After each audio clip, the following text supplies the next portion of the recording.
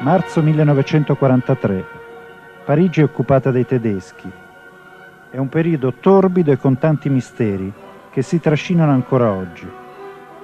L'esposizione massonica del Grand Palais di Parigi, che girerà poi tutta la Francia, è basata sul bottino fatto dai tedeschi su ordine dei Rosenberg e dei collaborazionisti francesi, tutti acerrimi antimassoni, nella sede della Loggia di Francia a Rue Cadet.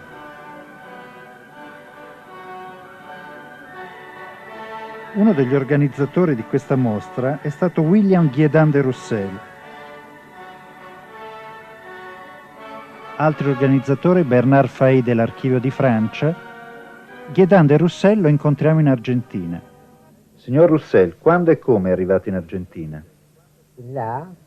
Ero partito per Genova e lì sono stato ricevuto da padre Venturelli, che mi ha facilitato il soggiorno e mi ha trovato un battello che partiva diretto per l'Argentina, passando per le Canarie.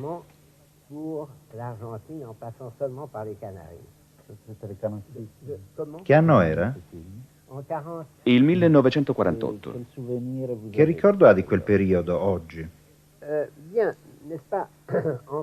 In Francia, prima della guerra, ero amico con Bernard Fay, che, come lei sa, scriveva molto sulla framassoneria. Questi mi aveva chiesto di portargli da Berlino delle informazioni sulle logge di rifugiati francesi che si erano raggruppati nella Prussia orientale e che erano framassoni.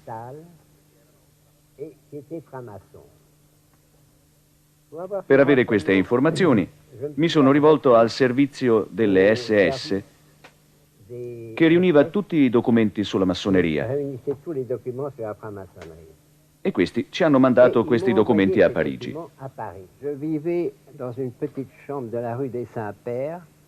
Qui vivevo in una piccola stanza nella Rue de Saint-Père e la portiera venne a dirmi, terrorizzata, che c'era un tedesco che voleva parlarmi. Credeva che mi avrebbe scozzato.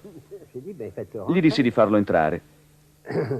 E questo signore mi disse che era incaricato dal suo governo di occuparsi della questione massonica in Francia.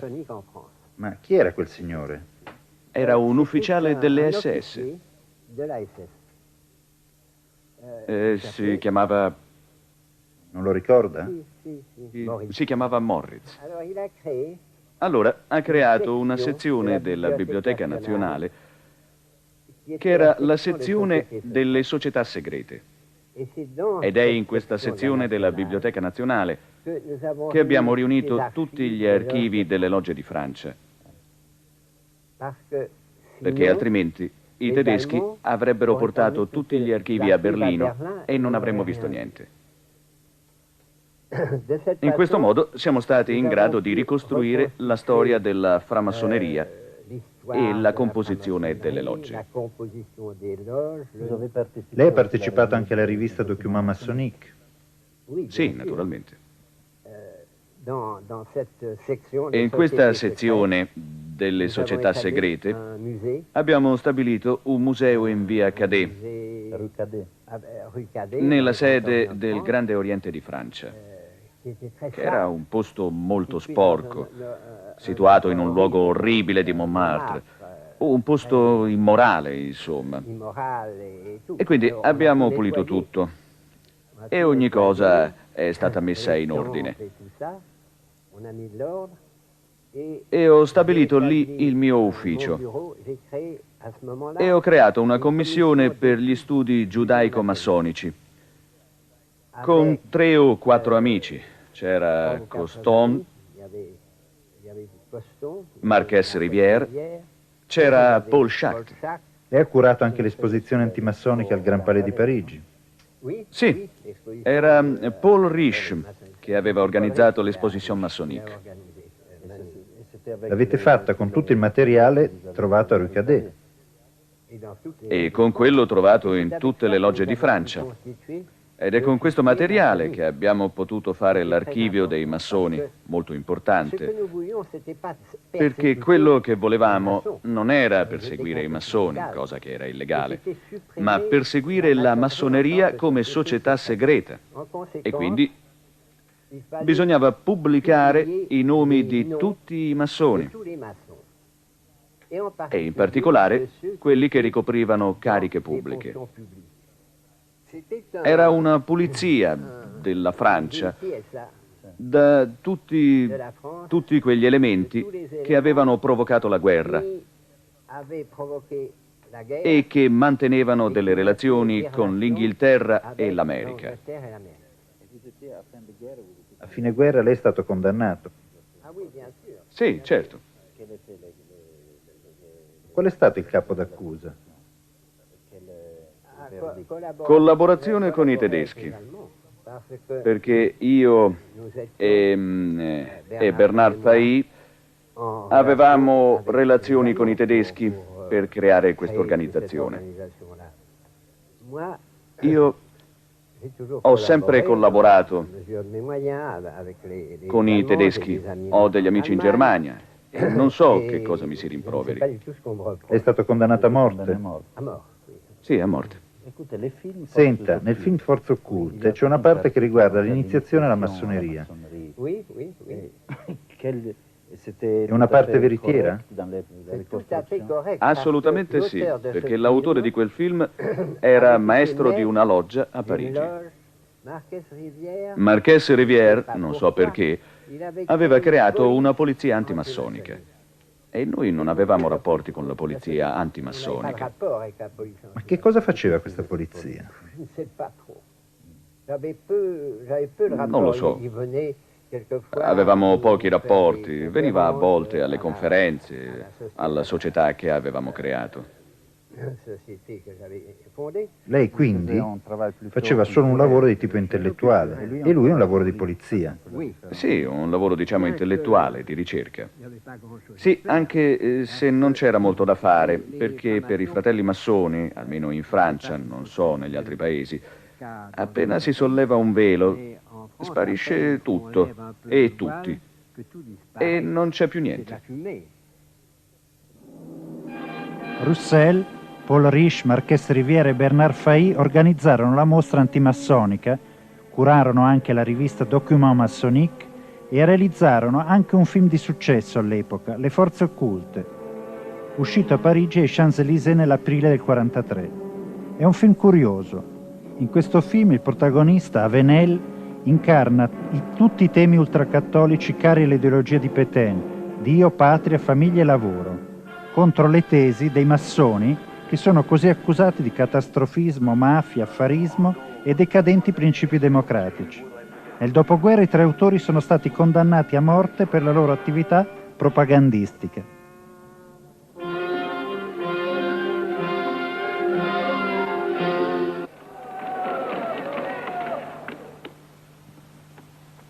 De droite à gauche, ce Parlement ne représente que la corruption. Vous, capitalistes, vous n'avez cessé de pousser la classe ouvrière à la misère. Et vous, communistes, vous avez cessé d'exploiter cette misère voulue par les capitalistes.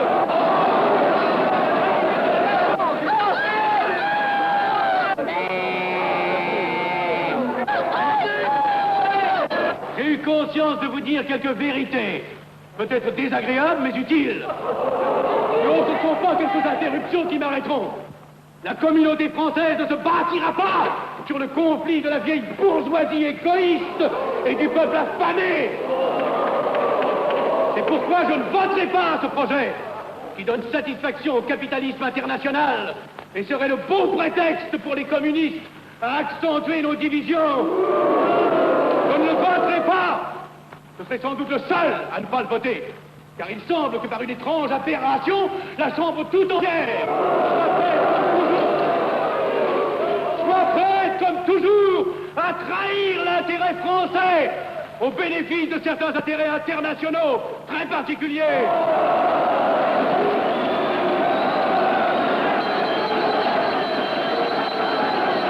Il a du courage, ce petit Avenel. Ces petits nationaux trop puritains nous font perdre notre temps. Il faudrait l'éduquer un peu. De quelle loge est-il? Il n'est pas de chez nous, mon frère Dubois. Tout s'explique. Voilà un garçon intelligent qui a besoin d'une méthode et de conseils. Présentez-le donc. Il est sensible, il faudra procéder avec précaution. Envoyez-lui la rivière, il saura le persuader. J'y vais.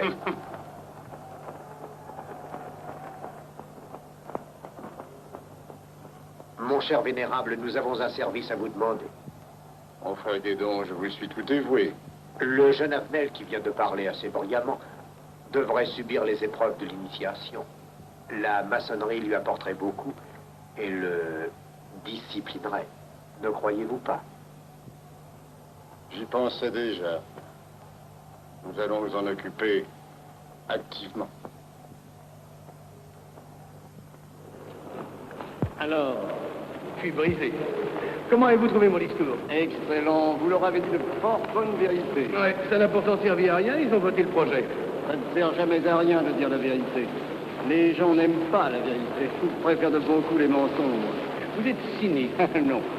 J'ai une certaine expérience politique, déjà ancienne. À propos, voulez-vous venir un peu avec moi? J'ai quelque chose à vous dire. Volontiers.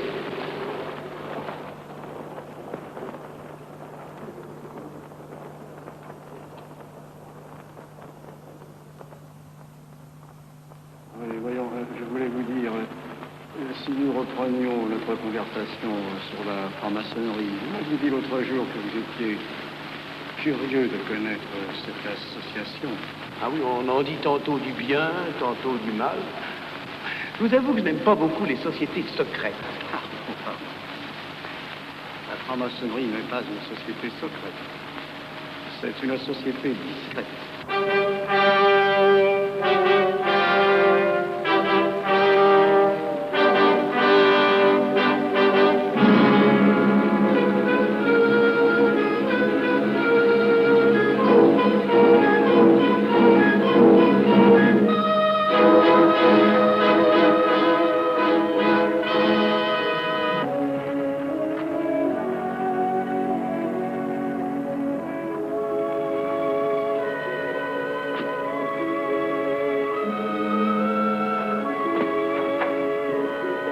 Monsieur, voulez-vous me citer?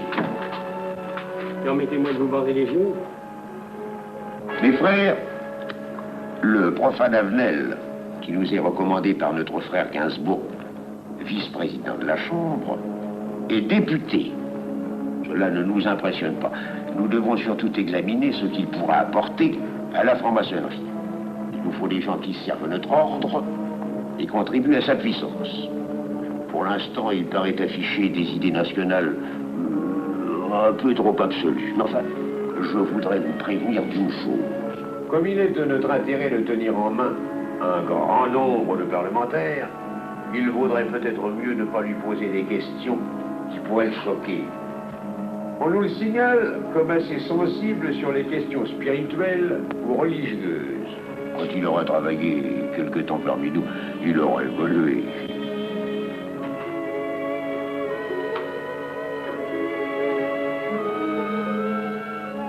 Voilà, le silence le plus absolu, mes frères. Qui frappe ainsi régulièrement à la porte du temple? C'est un profane qui demande à être interrogé, vénérable maître. Faites entrer le profane.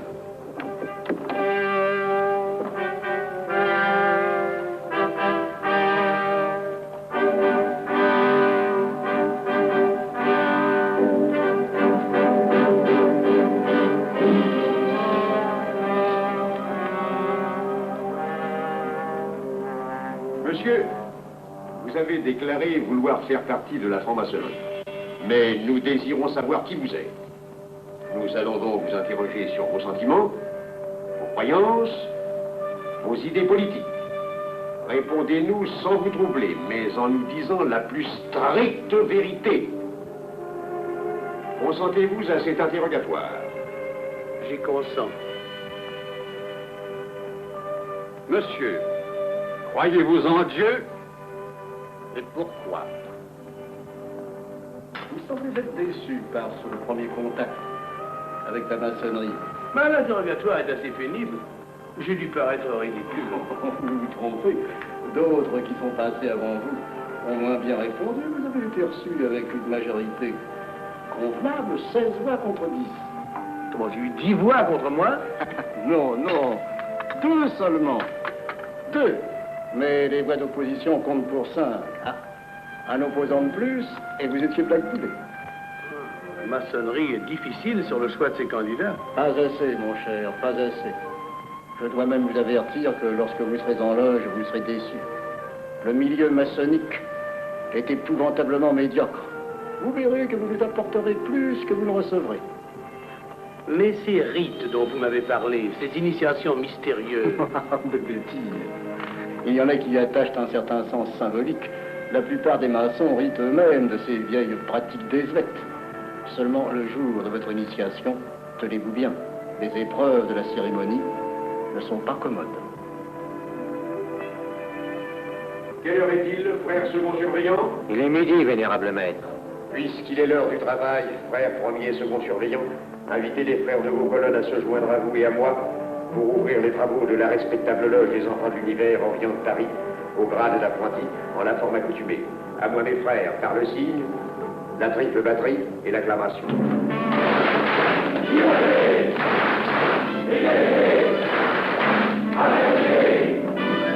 Prenez place, mes frères, les travaux sont ouverts. Mes frères, l'ordre du jour appelle l'initiation du profane Avenel. L'atelier a voté dans une précédente tenue la mission du dit profane. Nous allons donc ce soir le recevoir solennellement. Mon frère couvreur, veuillez aller chercher le profane Avenel qui a écrit son testament philosophique dans le cabinet de réflexion. Monsieur, veuillez me suivre.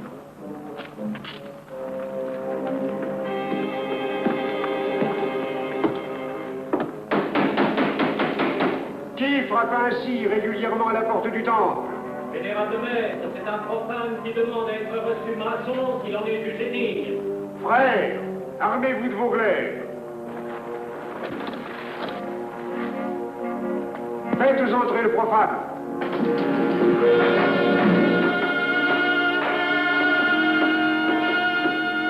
Laissez-vous, monsieur.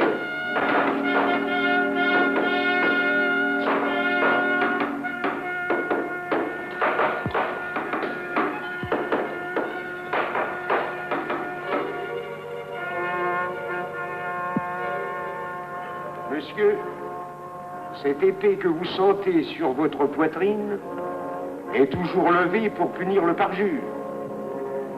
Elle est le symbole du remords qui déchirerait votre cœur si vous deveniez traître à la société dans laquelle vous voulez entrer.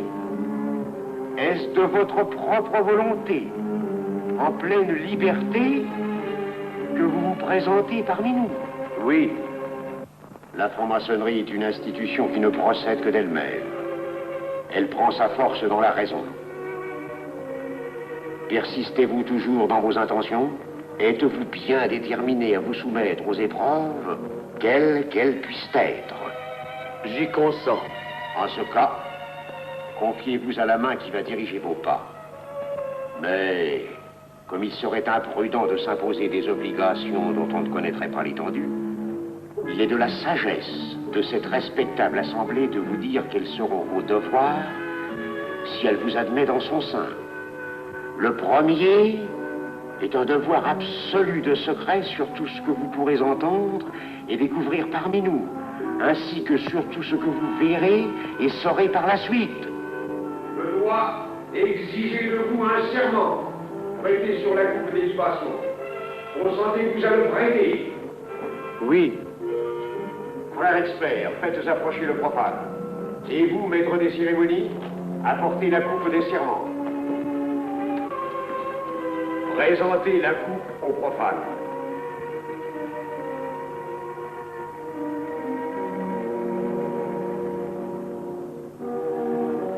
Prononcez avec moi le serment. Je m'engage sur l'honneur, au silence le plus absolu, sur tous les genres d'épreuves qu'on pourra me faire subir. Je m'y engage. Vous devez connaître toute l'importance d'un serment. Si jamais vous manquiez à une parole aussi solennellement donnée, buvez. Buvez! Buvez! Que ce breuvage amer soit pour vous le symbole de l'amertume et du remords que laisserait dans votre cœur le parjure qui aurait souillé vos lèvres.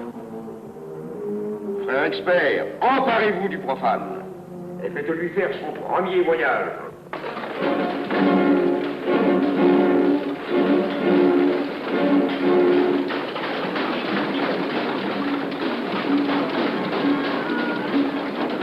Là, c'est un profane qui demande à être reçu maçon.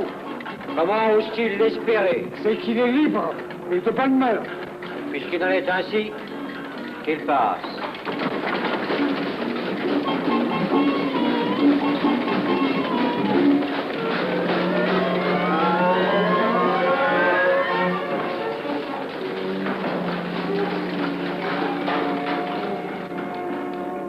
Monsieur, le voyage symbolique que vous venez de faire est l'emblème de la vie humaine.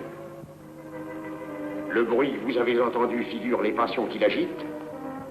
Les obstacles que vous avez rencontrés peignent les difficultés que l'homme éprouve et qu'il ne peut vaincre ou surmonter que grâce à l'aide qu'il trouve dans ses semblables. Frère expert, faites faire le deuxième voyage.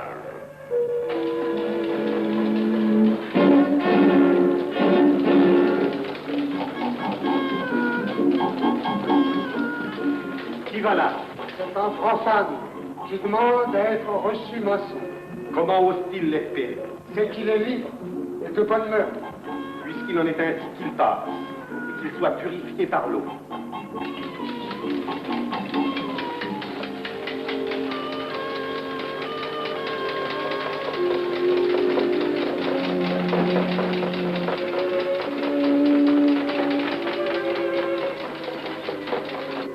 Monsieur, nous avons procédé à l'épreuve de l'eau qui représente l'épuration de votre esprit naissant à la vie maçonnique. Votre cœur doit être limpide comme l'eau pure. Frère expert, faites faire le troisième voyage.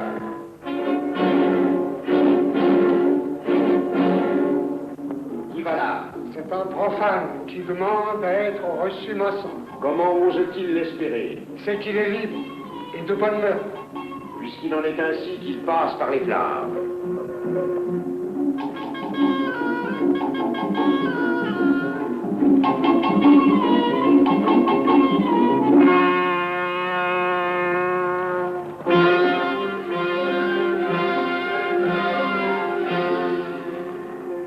Monsieur, les flammes dont vous avez été environné ont achevé vos épreuves. L'ordre maçonnique dans lequel vous demandez à être admis pourra peut-être un jour exiger que vous versiez jusqu'à la dernière goutte de votre sang pour sa défense et celle de vos frères.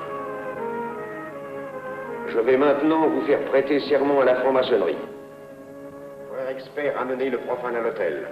Mes frères, debout, à l'ordre et glaive aux mains.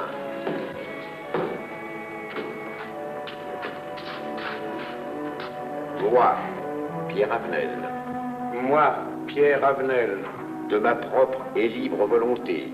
De ma propre et libre volonté. En présence de cette respectable assemblée de maçons. En présence de cette respectable assemblée de maçons. Je jure et promets solennellement. Je jure et promets solennellement. De ne jamais révéler aucun des mystères de la franc-maçonnerie qui vont m'être confiés. De ne jamais révéler aucun des mystères de la franc-maçonnerie qui vont m'être confiés. Monsieur, le serment que vous venez de prêter ne vous donne-t-il aucune inquiétude?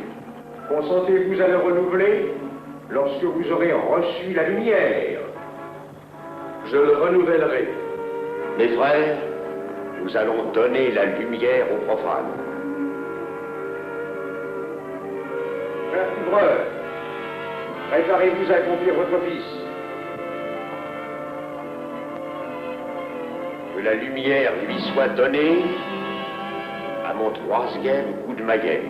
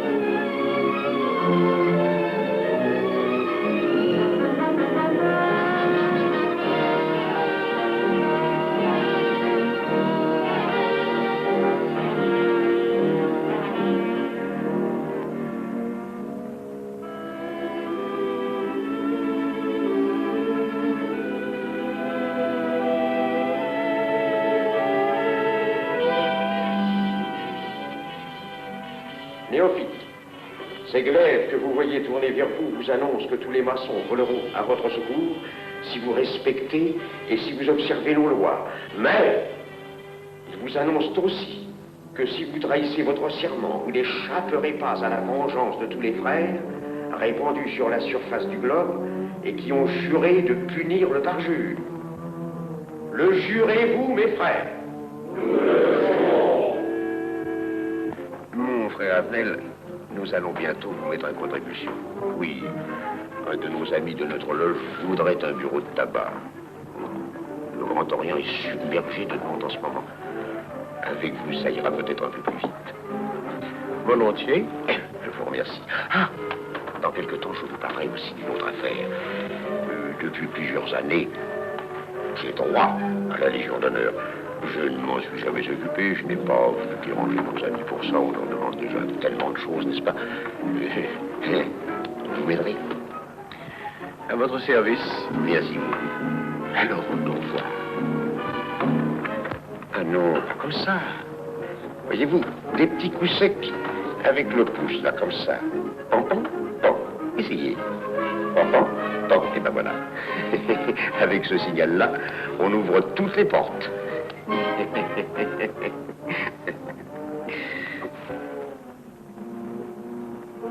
La parte finale del film riguarda la presa di coscienza del deputato, ora fratello Avenel, di una massoneria affaristica e miope. Siamo così alle soglie della guerra, nella primavera del 1939. Per vendere armi, i massoni istigano il governo francese al conflitto.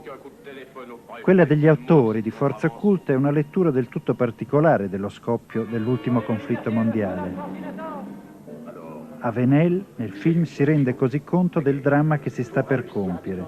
La Francia è impreparata, ma nulla può contro le forze occulte, che fra l'altro lo mandano all'ospedale il giorno in cui scoppia la guerra. Notre armée n'est pas en état de résister. La faiblesse de notre aviation est flagrante.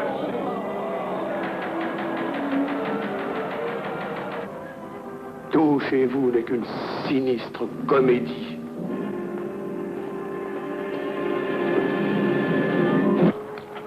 Avenel. Avenel. Avenel. Excusez-moi, comme vous, j'habite Neuilly. C'est pourquoi je me permets de vous rejoindre. Mais vous avez fort bien fait, monsieur. J'étais près de vous à la